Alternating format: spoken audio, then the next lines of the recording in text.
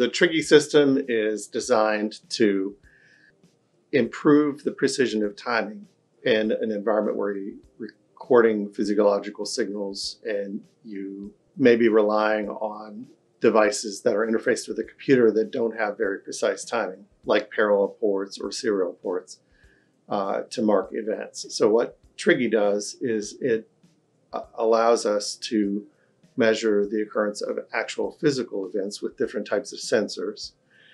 And the output from Triggy will go out via a digital port to mark events. So another advantage or nice feature of Triggy is that it has an oscilloscope built in. So in addition to being able to plug in sensors, we're able to take out a signal from the oscilloscope and measure the relative timing of events. So you can use it either in a bench testing mode or in a live mode where you're marking data live with digital markers that represent the onset of sounds, images, responses, and other kinds of actions. Included in the basic system is the system unit, pressure sensor for measuring the accuracy of a response device, a photocell for measuring the accuracy or precision of a display or a light stimulus. There's an audio cable for testing the timing or live triggering on an audio signal source. And then we have the two USB cables, one of which is for the oscilloscope, and the mini USB is for the serial interface to the computer. So included with Triggy, there is the main system unit. The main system unit has a display, a set of buttons to control the interface, inputs.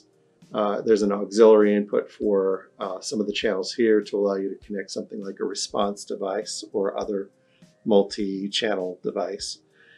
There's a digital output port. The digital output port will carry the live trigger events out to a data acquisition device like an EEG system or an eye tracker. The digital input port allows you to plug in another trigger source if you want to test the timing of event output from a parallel port, for example, relative to the actual appearance of an image on the display or a sound on the audio port. Then you would plug in the digital trigger source here, and then it will be passed through to the output port on the front panel to your EEG or eye tracker or other device. So in addition, we have an auxiliary input to allow you to use the oscilloscope to measure other signals. And there's a level in and output port that's typically used with the PortaSync system for near-infrared spectroscopy.